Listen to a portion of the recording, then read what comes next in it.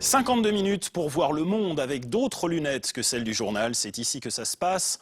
Soyez les bienvenus dans Arte Reportage qui vous emmènera dans un peu moins de 40 minutes en Grèce, au plus près de la minorité musulmane de Thrace.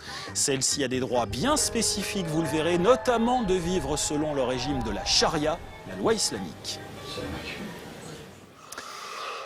Mais nous partons pour commencer au Burundi. Ce pays cherche à faire fi d'une pression diplomatique émanant notamment de la France qui a récemment décidé de rompre sa coopération sécuritaire avec Bujumbura.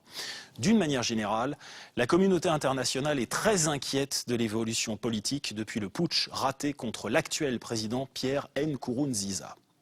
Je vous rappelle que ce dernier a mis le feu aux poudres en annonçant sa volonté de briguer un troisième mandat, décision qui a donc déclenché des violences. Parti pour la Tanzanie participer à un sommet des chefs d'État d'Afrique centrale, le président est revenu dans son pays sonner la fin de la mi-temps révolutionnaire. Mais les problèmes demeurent. Une de nos équipes était au Burundi avant et pendant le putsch. Son travail permet, vous allez le voir, de mieux comprendre les défis auxquels ce pays d'Afrique de l'Est est confronté.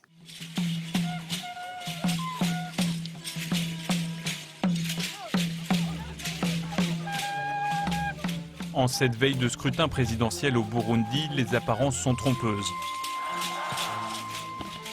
Le pays est au bord de la guerre civile. Le président Pierre Nkurunziza a décidé de se maintenir au pouvoir en briguant de force un troisième mandat, en violation de la constitution de son pays.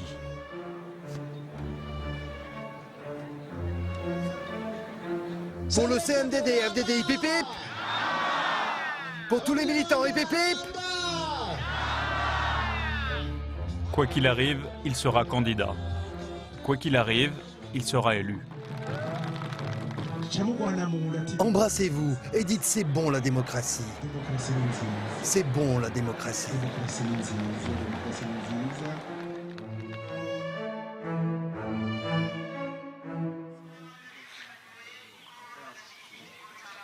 Sur les hauteurs de Bujumbura, la capitale, les faubourgs populaires ont décidé de se soulever contre cette manœuvre du pouvoir.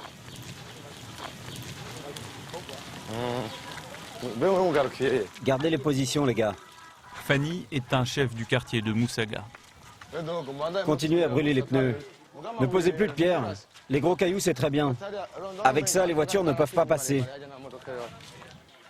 En 8 jours de manifestation, il s'est imposé comme une des figures de l'insurrection. Donne-moi ça, toi, je vais boire un coup. Son quartier, qui vient de subir une semaine de violence policière, rêve d'une revanche. Ça, c'est mon carburant. Regarde bien cette machette. Aujourd'hui, ça va bien se passer avec les flics. On va l'aiguiser. Il faut qu'elle soit bien aiguisée. Si on ne s'entend pas avec la police, elle va servir. Même les miliciens d'en face ont les mêmes machettes. On va bien travailler ensemble. Pas de soucis, ce sera en paix. Ne sortez pas du quartier, hein, sinon ça va chauffer. Allez, c'est bon maintenant, cassez-vous. Nous, ce qu'on veut, c'est rejoindre le centre-ville. T'inquiète, les autres débarquent, ça va aller.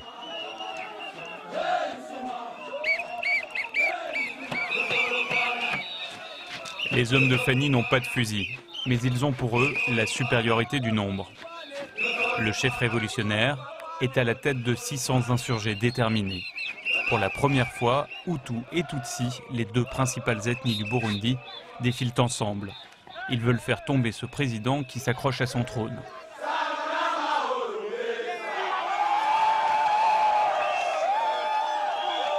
Une centaine de policiers les empêchent de manifester au-delà de leur quartier. On va combattre jusqu'à ce que le président de la République quitte sa candidature du troisième mandat. Nous voulons continuer dans la centre-ville, mais il ne veut pas qu'on continue. Et toi, le flic qui prend des photos, tu crois que tu nous fais peur?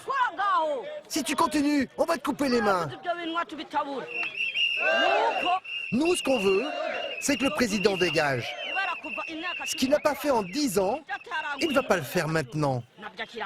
Qu'il laisse la place aux autres et qu'on nous donne la paix. Nous, c'est tout ce qu'on demande.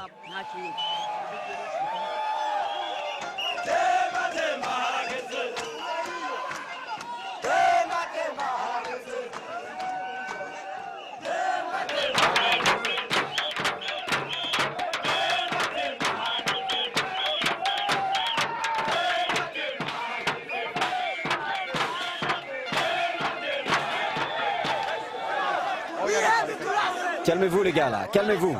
Lancez pas de pierre là.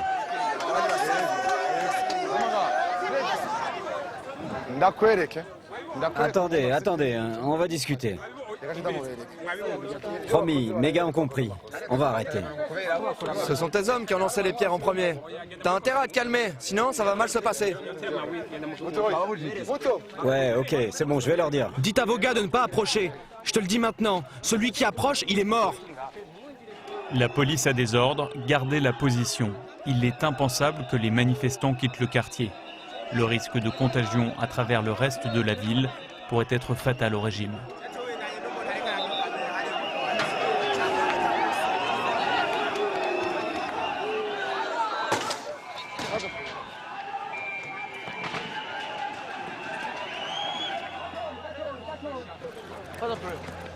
Les policiers s'enfoncent dans le quartier pour une première offensive.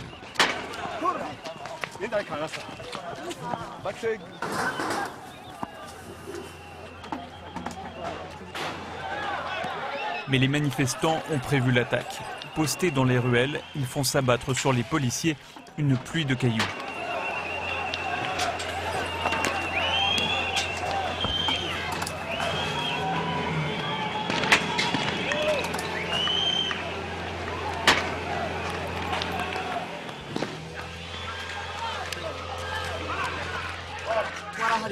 Qu'est-ce qui s'est passé? Il est blessé, il s'est pris une pierre.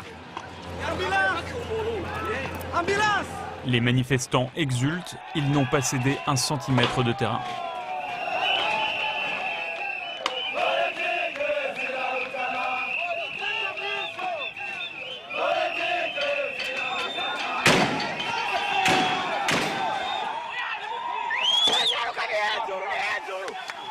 La deuxième charge policière surprend tout le monde par sa violence.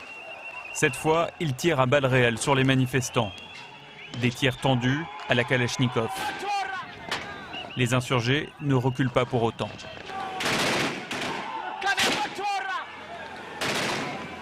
Au lieu de nous pousser lacrymogène, on est en train de nous pousser avec les balles réelles. Ça, c'est quel comportement, ça? Hein? Un homme est touché. Il a pris une balle dans le dos.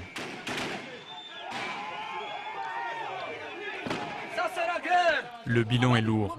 Plusieurs blessés par balle. Il y a aussi un autre qu'on a tiré sur la jambe et un autre aussi sur le bras. Ce jeune homme s'appelle Arnaud. Il mourra dans la nuit.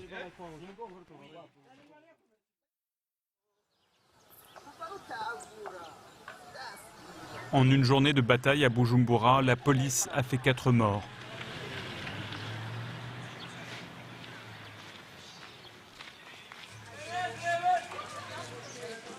Dans la grisaille, les habitants renforcent les barrages. Fanny est aux côtés de Divine, la sœur d'Arnaud tombée hier au front. Comment tu as appris la mort de ton frère? J'étais à la maison avec ses amis. Ils m'ont dit que les flics avaient tiré sur mon frère. Ils lui ont tiré dans le dos. Arnaud vivait ici, avec ses autres frères et sœurs. Il avait quel âge? 22 ans, petites années. Il était étudiant. On était une fratrie de 5. On s'aimait tous. C'est vrai, on n'a pas grand-chose. Mais le peu qu'on a, on le partageait. Je n'arrive pas à croire qu'il est mort. J'ai dû aller le voir pour réaliser. Hier, on était ensemble ici. On mangeait sur cette table. Et il a dit qu'il partait aider ses amis qui se faisaient tabasser par les flics. Il est parti d'ici en courant. Quand je passe devant les policiers maintenant, je me dis que ce sont nos ennemis. Ils n'ont jamais rien fait de bon pour nous. Jamais rien. Comment peut-on tirer à balles réelles sur quelqu'un qui n'a qu'une pierre pour se défendre?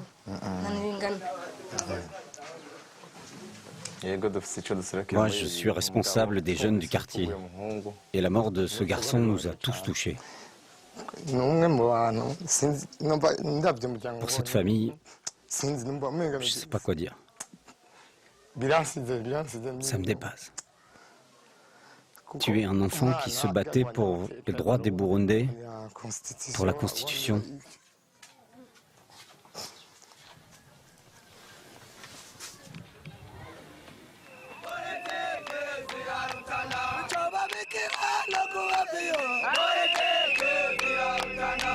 Si des jeunes sont prêts à mourir pour la Constitution, c'est qu'elle a permis un retour à la paix au Burundi.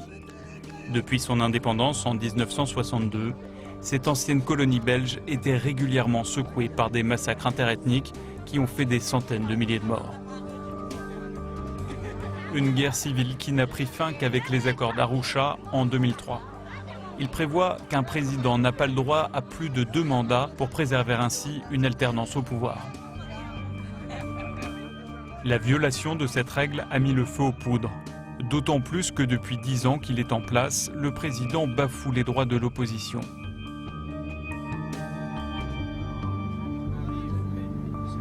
Assassinat politique, intimidation, les opposants se cachent.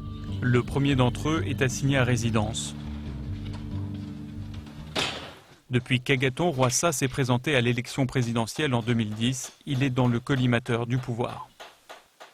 Et si on a un régime qui se dit démocratique, mais où même les droits les plus élémentaires comme le droit de réunion sont privés aux opposants, je peux vous dire par exemple, maintenant on est dans une phase électorale, mais on n'a même pas eu le droit de tenir nos conférences de presse. Le président, c'est quelqu'un qui, pour ceux qui ne le connaissent pas, essaie de se montrer très gentil, mais qui ne l'est pas du tout. Et lui, il utilise toujours la force. Il va en campagne, il prétend que la paix et la sécurité sont là, mais lorsqu'il va à l'intérieur, il part avec plus de 200 militaires et policiers armés jusqu'aux dents avec des lance-roquettes et des mitrailleuses. Tout ça, ce sont des signes éloquents que réellement, lui-même, il est conscient qu'il n'a pas cette popularité qu'il essaie de prêcher. L'élection présidentielle est prévue fin juin. Pour lancer sa campagne, le chef de l'État Pierre Nkurunziza a décidé de s'appuyer sur les provinces rurales du pays. Il a choisi ce 6 mai de tenir un premier meeting géant tout près de son fief du Nord, dans la province de Muzinga. Pour être sûr de ne pas manquer de soutien, le président candidat utilise une méthode infaillible, le clientélisme. D'abord, une distribution gratuite de t-shirts. Ici, on vit avec moins de 50 centimes d'euros par jour. Un t-shirt neuf, c'est une aubaine. Pour les femmes qui vont faire la claque, le parti présidentiel prévoit une petite récompense. Nous, on nous donne que 2,50 € quand on a bien chanté pendant le meeting. On est 25 et le parti ne nous donne que 2,50 € à partager. On n'y arrive pas, c'est trop peu. On a faim, on va au meeting le ventre vide. Afin de contrer les images désastreuses d'émeutes urbaines, le président a donc choisi un décor champêtre pour débuter sa campagne électorale. La presse étrangère a fait le déplacement.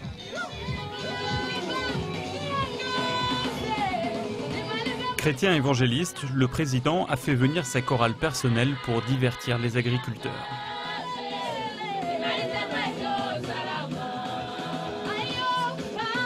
La tradition est respectée, les incontournables tambourinaires du Burundi prennent le relais.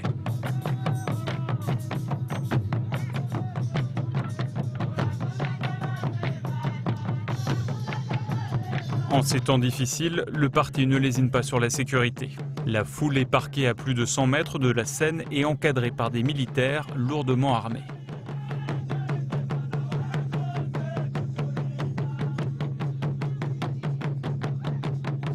Après 4 heures d'attente sous le soleil, Pierre Nkurunziza arrive enfin.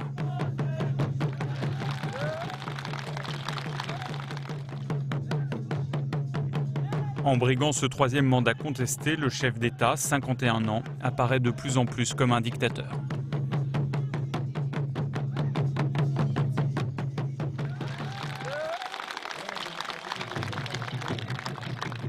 Pour le CNDD, FDD, hip hip hip. Pour tous les militants, hip hip hip. Vous, tous mes fidèles, soyez forts. Sous l'ombre rafraîchissante d'une grande tente, les élus du parti affichent leur unité. Chers fidèles, acceptez-vous un gouvernement de transition? Non? Ceux qui ne l'acceptent pas, levez les mains bien haut. Montrez-le bien aux journalistes. Voilà. Tout est réuni pour une élection paisible. Nous avons la sécurité dans le pays et c'est pour ça que nous pouvons débuter une campagne électorale. Applaudissez. Vous avez vu où les divisions nous ont amenés?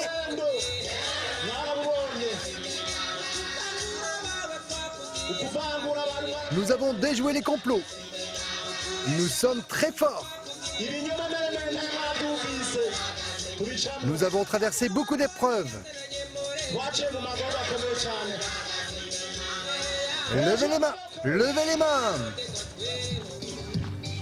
Le président répète à qui veut l'entendre son message rassurant. C'est sûr, rien ne peut empêcher la tenue de ces élections démocratiques.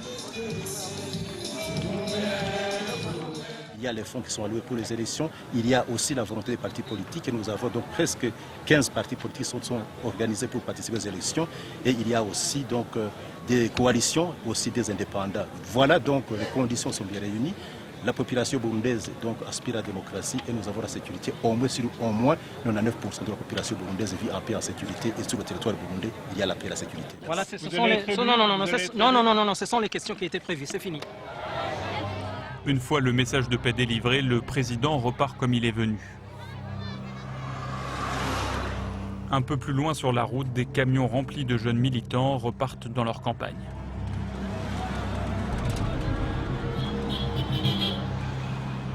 Ces jeunes, on les appelle les Imbonerakure, traduction, les hommes qui voient loin. Ils font régner la terreur dans le pays. Selon un rapport de l'ONU, ils auraient été armés et entraînés en vue de ces élections. Leur mission, tenir les villages, où sur les murs ne s'affiche qu'un seul emblème, l'aigle du parti.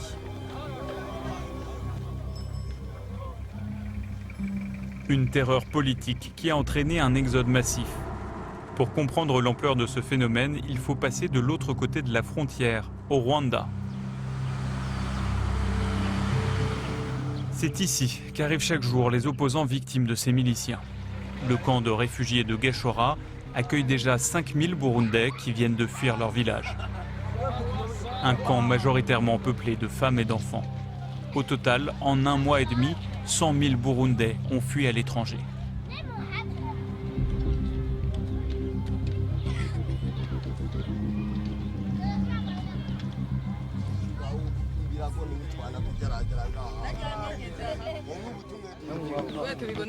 Si on a fui, c'est à cause des Imbonerakure, c'est à cause de leurs menaces. Chez moi, je n'arrivais plus à dormir. Je n'ai retrouvé le sommeil qu'une fois arrivé ici au Rwanda. Dans tout le pays, ce sont les Imbonerakure qui font fuir les gens. Chaque fois, ces miliciens nous disaient « Votre groupe, vous n'êtes pas nombreux, même avec 2 seuls Imbonerakure, on peut tous vous tuer et en finir. »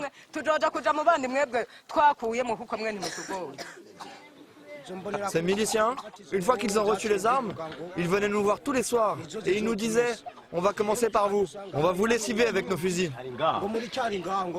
Ils nous disaient « Vous les gens de l'ethnie Twa, vous serez les premiers sur la liste. » Leurs méthodes d'intimidation sont très efficaces.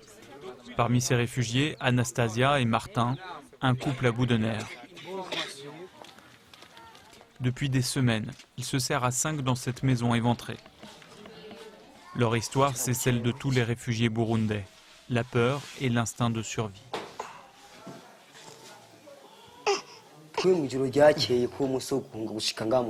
La veille de notre fuite, on n'a pas pu dormir chez nous. Car sur la porte de chacune des maisons des opposants, les miliciens avaient peint une croix.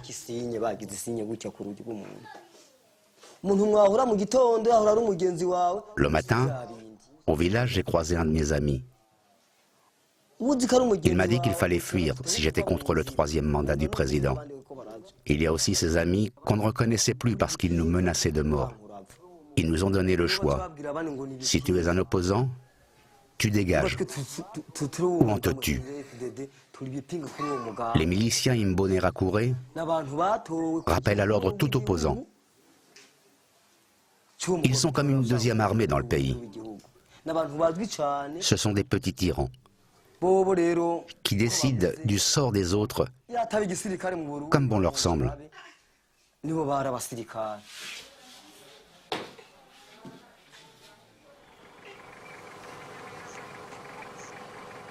À Bujumbura, la capitale burundaise, la terreur a changé de camp. Au cœur des quartiers insurgés, les Imbonerakure sont devenus des hommes à abattre. Il y a régulièrement des chasses à l'homme. En rouge, encerclé par la foule, Léonidas. Avec Sébastien, ici en noir, ils sont suspectés d'être des Imbonerakure. Un tribunal est improvisé à même le trottoir. Encerclez-les! Ne laisse pas partir, ne laisse pas partir! Encerclez-les! L'interrogatoire débute, Sébastien terrorisé s'embrouille dans ses réponses. Tu viens d'où? De Munzinda. Je suis venu à vélo. Il est où ton vélo? Moi, je ne suis pas venu à vélo, j'ai fait du stop. Et ton ami? Et mon ami est venu avec un camion de chantier. À qui il appartient ce camion? Il s'est agrippé à un camion. Où est ta carte d'identité? Où elle est? Alors que se tient ce procès, les militaires sont à l'autre bout du quartier. Les suspects sont livrés à la foule.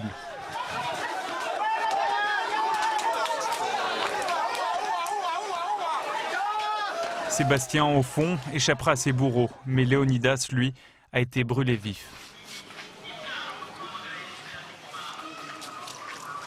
Ce lynchage n'est pas un cas isolé.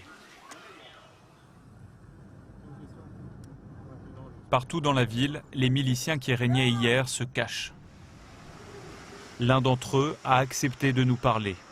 La rencontre se fait de nuit pour plus de prudence. Car cet Imbonerakure a dû fuir son quartier depuis le début des événements. Lui aussi a échappé de peu à la mort.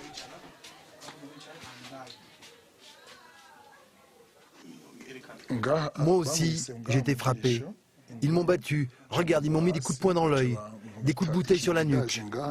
Et je me suis protégé comme j'ai pu, avec mes bras. Ils étaient partis chercher de l'essence pour me brûler vif.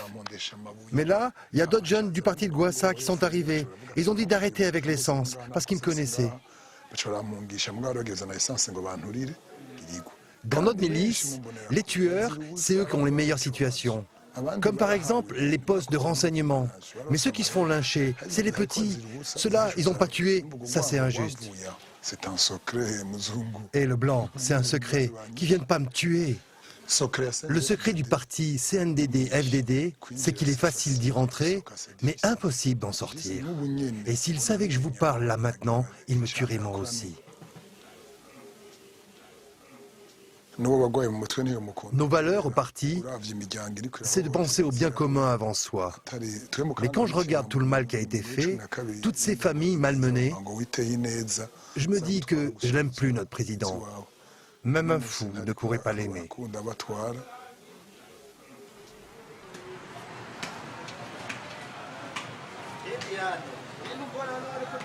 Au quartier de Moussaga, en 10 jours de révolte, Fanny s'est métamorphosée.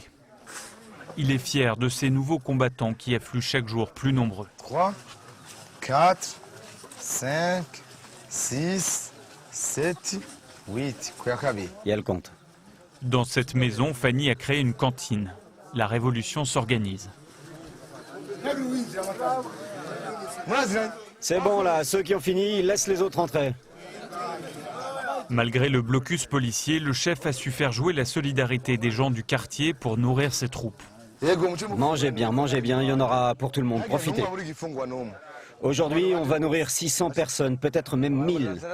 Mais rassurez-vous, chacun aura sa part.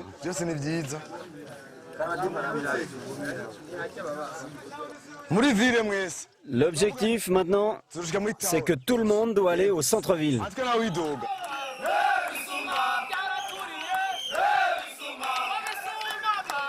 Les nouvelles recrues sont en pleine forme, mais en face, les policiers alignent aussi de nouvelles troupes.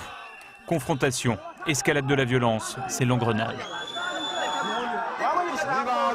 Qu'ils viennent, on va se battre. L'armée qui était jusqu'à présent discrète semble s'être rapprochée des insurgés. Et toi, écoute-moi. Nos hommes sont allés s'occuper des miliciens qui sont à l'autre bout du quartier. On s'en occupe, t'as compris? Quand on aura fini avec les miliciens, la voie sera libre.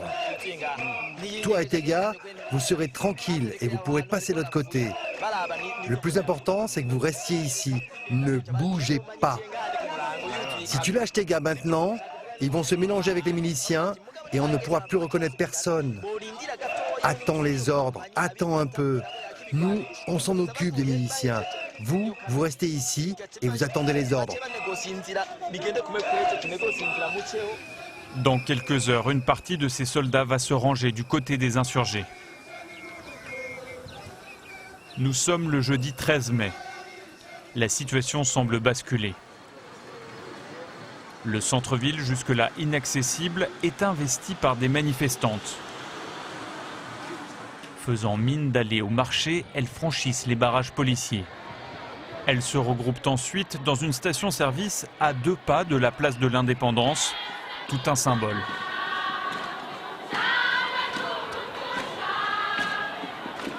Que personne ne traverse, restez ensemble. Ketty est un personnage connu ici. Écrivain, petite fille de l'ancien roi du Burundi, elle a vécu en France. C'est l'une des organisatrices de cette manifestation. Nous sommes parvenus à arriver ici. C'est une place qui a une valeur énorme et je crois que nous sommes en plein dans l'histoire. Je ne suis pas une politicienne, je suis une simple citoyenne, mais je suis ici dans la rue pour dire non, pour sauvegarder mon pays. Des dizaines d'habitantes du quartier ont rejoint le rassemblement. La manifestation prend des allures de fête populaire.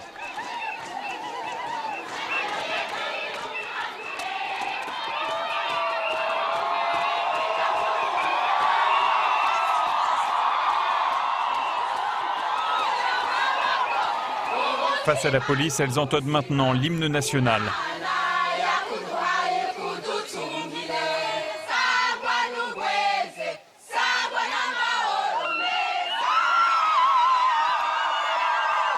Nous sommes justement à un tournant de notre histoire.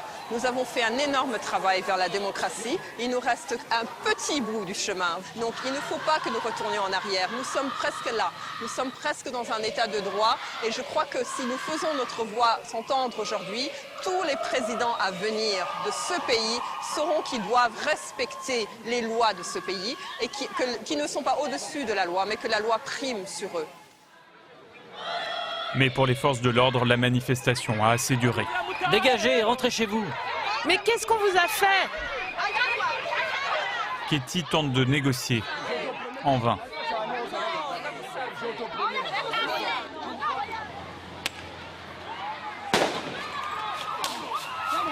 Allez, avancez, barrez-vous.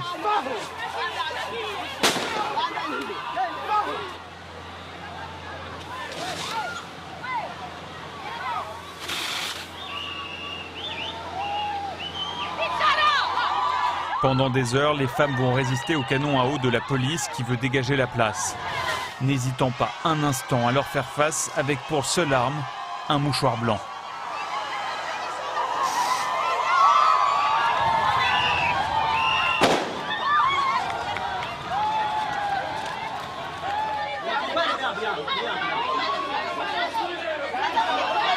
Nous sommes les citoyennes de ce pays, le Burundi nous appartient à toutes. Il est honteux qu'une police professionnelle fasse ceci. Nous avions des mouchoirs blancs en signe de paix. Et regardez, regardez-moi, je suis toute trempée. Regardez-moi, je suis une maman. Qu'est-ce que j'aurais pu faire à ces policiers? C'est une véritable honte. Comme ça. Allez, prenons-nous la main. Approchez.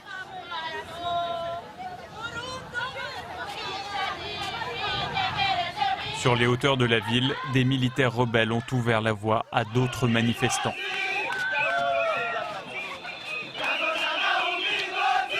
Cette fois, plus personne ne les arrête. Il est 14 h. Bujumbura est envahi par une marée humaine. C'est du jamais vu. La foule exulte.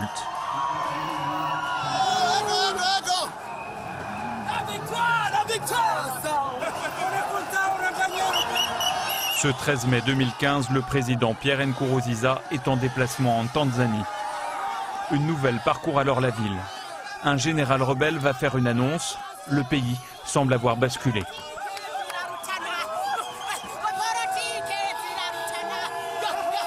On entend même qu'il y a le nouveau président qui va dire un mot ici. Celui qu'on appelle alors le nouveau président, c'est le général Niyombare. À la radio, il annonce un putsch. Les forces vives de la nation décident de prendre en main la destinée de la nation pour parier à ce climat d'inconstitutionnalité dans lequel le Burundi est plongé. Le président Nkurunziza Pierre est destitué de ses fonctions. Le gouvernement est dissous. Les militaires rebelles sont portés en triomphe par les manifestants.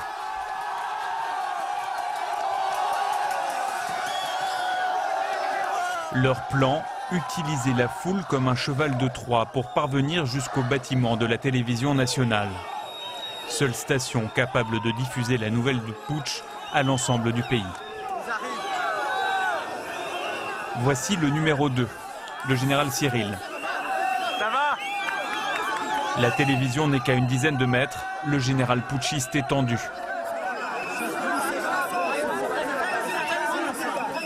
Ça va, général? On parle d'un coup d'État. En face, d'autres militaires fidèles, eux, au président, organisent la défense du bâtiment stratégique.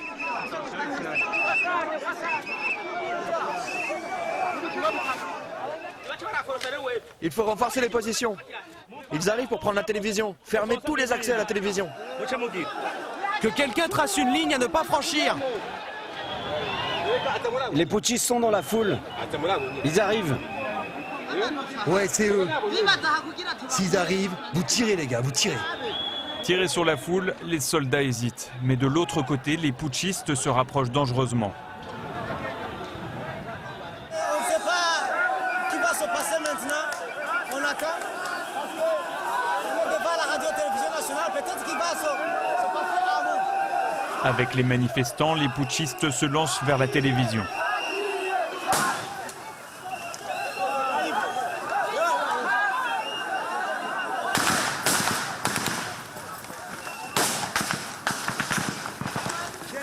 Les fidèles du président ont ouvert le feu.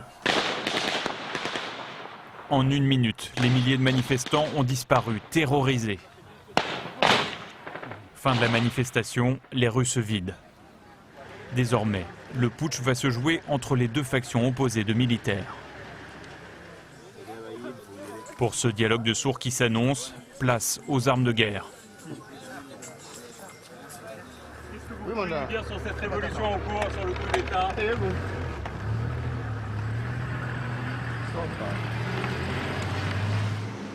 Les militaires ne perdent pas un instant. Ils barrent tous les accès stratégiques. Les troupes des deux camps se positionnent à travers la ville.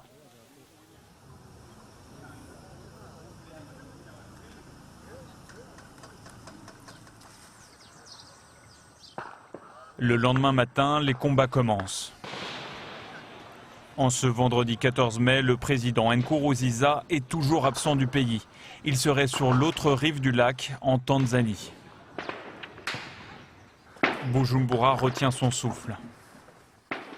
Les habitants se calfeutrent. La ville est abandonnée aux militaires qui se livrent une bataille féroce, toujours pour le contrôle de la télévision nationale.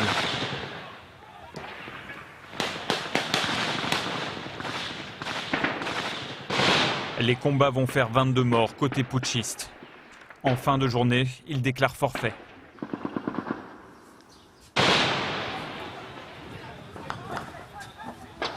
Entre-temps, les hommes du président en ont profité pour incendier tous les médias indépendants. Premier visé, Télé-Renaissance, une station privée. Rentrez, j'ai failli me faire tirer dessus, rentrez! Déboussolés, les journalistes cherchent toujours une issue. Pourquoi ils attaquent Télé-Renaissance? Parce que c'est une télé libre et que les médias sont le deuxième pouvoir au Burundi. Le Parlement n'a rien fait, les médias dénoncent tout, le Parlement ne crée pas d'équilibre. Donc même l'opposition n'arrive pas. Donc ce sont les médias qui, eux, essayent de sortir toutes les révélations et tous les problèmes qui peuvent se passer. Menacés, les journalistes locaux prennent la fuite, certains à l'étranger. Caisse de résonance des insurgés, cette station de radio qui se veut la voix des sans-voix est criblée d'impacts de balles. Hier, elle annonçait le putsch. Aujourd'hui, l'un de ses dirigeants découvre l'ampleur des dégâts. Les militaires ont utilisé des bombes incendiaires. Qu'est-ce que vous ressentez quand vous voyez tout ça, monsieur? De l'amertume, c'est de la désolation. Ça va être terrible parce que la liberté de la presse est menacée. Ce qui s'est passé ici s'est passé déjà sur d'autres stations de radio indépendantes. Vous comprenez que c'est une façon de faire taire les bondés, de faire taire tout le monde. Donc ce qui va se passer, c'est terrible. Nous, donc, on craint le pire. Au sud de la ville, dans le quartier toujours barricadé de Moussaga, Fanny retrouve ses troupes. Comment ça va les gars? Comment va le combat? Tenez bon les gars. Il faut rester courageux. Le président et ses hommes ont repris le contrôle du pays. La révolution a été écrasée en moins de 24 heures. Pour Fanny, la déception est immense.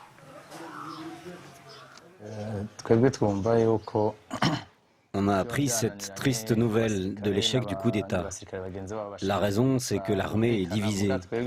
Mais c'est un problème interne à l'armée. En fait, les putschistes n'ont pas voulu verser le sang, ils ont voulu épargner la population. Alors le combat est peut-être fini pour eux, les militaires, mais nous, le peuple, nous nous battrons encore pour la Constitution. Et nous ne lâcherons rien tant que le président n'aura pas cédé. Fanny a tenu sa promesse. Il n'a pas baissé la garde. Chaque matin, les habitants de Bujumbura marchent en chantant. Fer de lance d'une nation qui réclame ses élections libres, le respect de la Constitution, une vraie démocratie pour le Burundi. Et je vous signale que sur notre site internet info.arte.tv, vous pouvez retrouver l'interview par Uwe Lothar-Müller de Pierre Cresson, un des auteurs du sujet que vous venez de voir. Changement